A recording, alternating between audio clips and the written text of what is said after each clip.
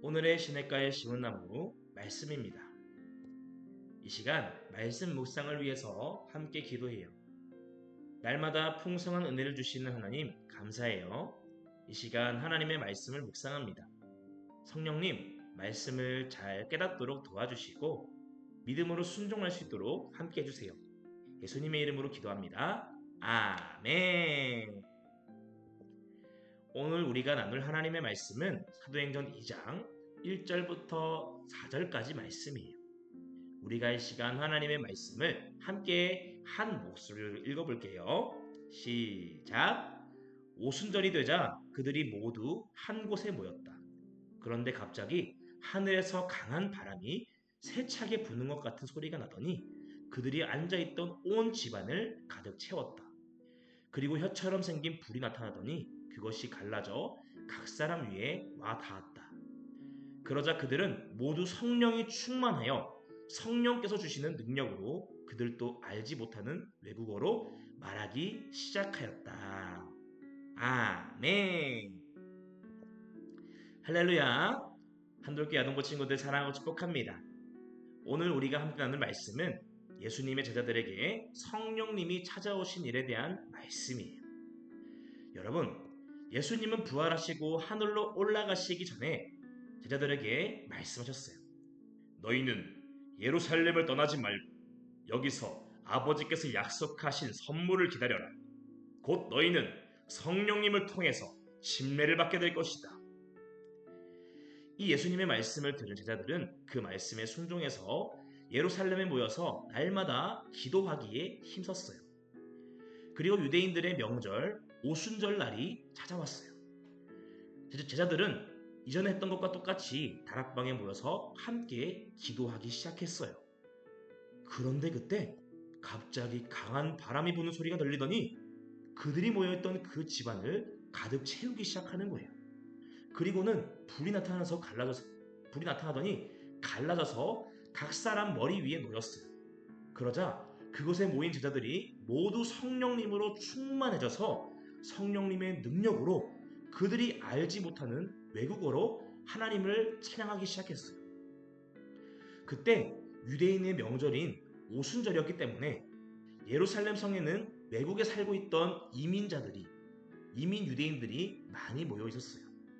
그런데 제자들이 각각 자기 나라의 말로 기도하는 것을 듣고는 그들이 깜짝 놀라기 시작한 거예요. 아니, 이 사람들이 어떻게 아프리카 말도 하고 유럽 말도 하고 아시아 말로도 기도하는 거야? 이 사람들 갈릴리 시골 사람들이라서 외국어도 잘 모르지 않나? 그러자 어떤 사람은 또 이야기했어요. 이 사람들 그냥 술에 잔뜩 취해서 이상한 소리 하는 것 같은데. 그때 베드로와 사도들이 함께 일어나서 큰 소리로 말했죠. 여러분, 이 일에 대해 설명해 드리겠습니다. 지금은 아침 9시입니다. 우리는 술을 마신 게 아니에요. 구약에서 마지막 때에 모든 사람에게 내가 성령을 부어주겠다 라고 하신 그 하나님의 말씀이 오늘 이루어진 것입니다. 여러분들도 아시겠지만 하나님은 나사렛 예수님을 보내셔서 많은 기적을 통해 그분이 하나님의 아들이심을 증거해 주셨습니다. 그런데 여러분들이 그 예수님을 십자가에 못 박았습니다.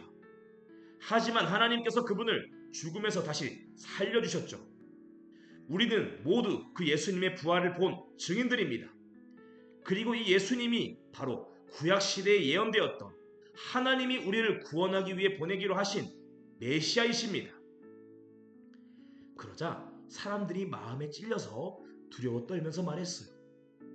그러면 우리가 어떻게 하면 좋겠습니까?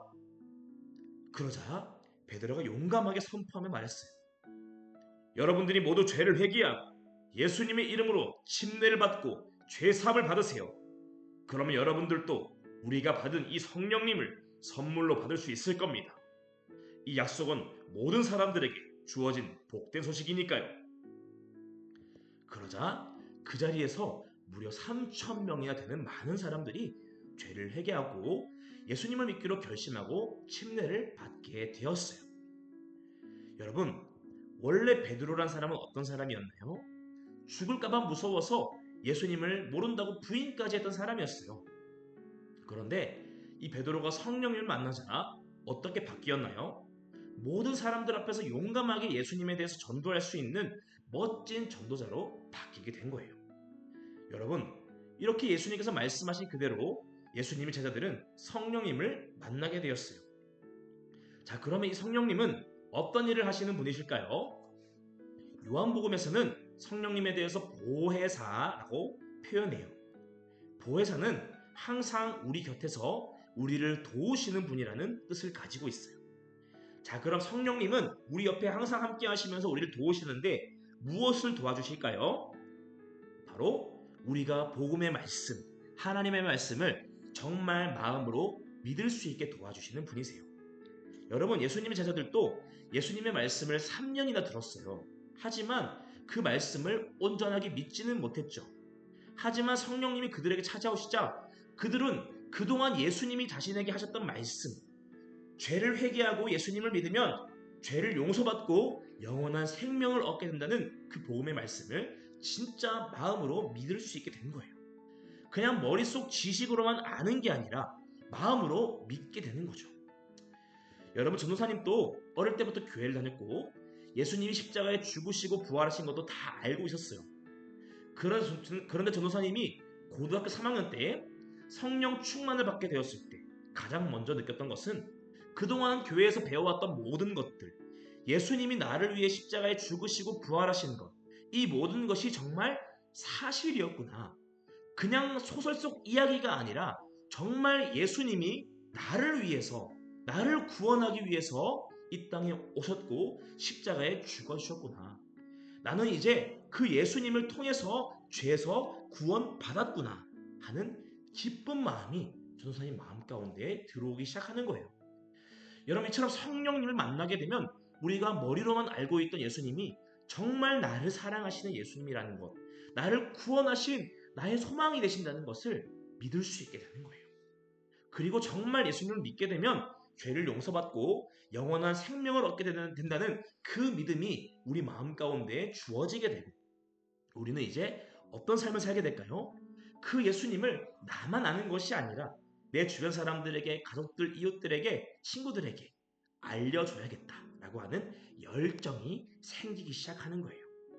내가 무시를 받고 괴롭힘을 당한다 할지라도 예수님만이 진짜 우리를 살리실 수 있는 유일한 길이시기 때문에 포기하지 않고 당당하게 그 예수님을 전하게 되는 거예요. 여러분, 그것이 바로 성령님이 우리에게 하시는 일인 거죠. 그리고 또 성령님은 능력을 주시는 분이세요. 먼저는 예수님의 제자들에게 외국어를 할 수 있는 능력도 주셨죠. 또 다른 말씀 보게 되면은 제자들은 예수님처럼 병도 고치고 귀신도 내쫓아요. 그 능력을 다른 데 쓰라고 준 것이 아니에요. 예수님에 대해서 전도할 수 있도록 주신 능력이죠. 오늘 말씀에서 외국에서 오래 살아서 히브리어를 잘 모르고 외국어만 잘 알던 사람들도 예수님의 복음을 들을 수 있게 된 것처럼 말이에요. 그렇기 때문에 예수님을 믿기로 결정한 우리는 이제 반드시 성령님을 만날 수 있어야 돼요. 성령님을 만나야지 우리는 진짜 예수님을 믿는 사람처럼 살아갈 수 있기 때문이죠. 그럼 성령님을 어떻게 만나나요? 나의 죄를 회개하고 이제 예수님을 위해 살고 싶어요 라고 믿음으로 고백하고 성령님을 기다리면서 성령님 저에게 찾아와 주세요 하고 기도하기 시작할 때 성령님은 우리에게 찾아오시는 거예요. 오늘은 우리가 그 성령님을 구하는 기도를 함께 드리기 원해요. 이 시간 함께 기도하고 말씀을 마무리할 텐데 전도사님을 따라서 진심을 담아 함께 기도했으면 좋겠어요. 기도할게요. 하나님, 그동안 하나님을 떠나서 내 마음대로 죄를 짓고 살았던 삶을 회개해요. 이제부터 예수님을 믿고 예수님만 따라 살고 싶어요. 이 시간 제 마음에 성령님을 보내주세요. 성령님, 이 시간 저를 찾아와 주세요. 제 마음이 성령님으로 가득 차게 해주세요. 그렇게 예수님의 복음이 진짜로 믿어지고 그 복음을 전하는 임무도 힘있게 감당할 수 있게 해주세요. 예수님의 이름으로 기도합니다. 아멘.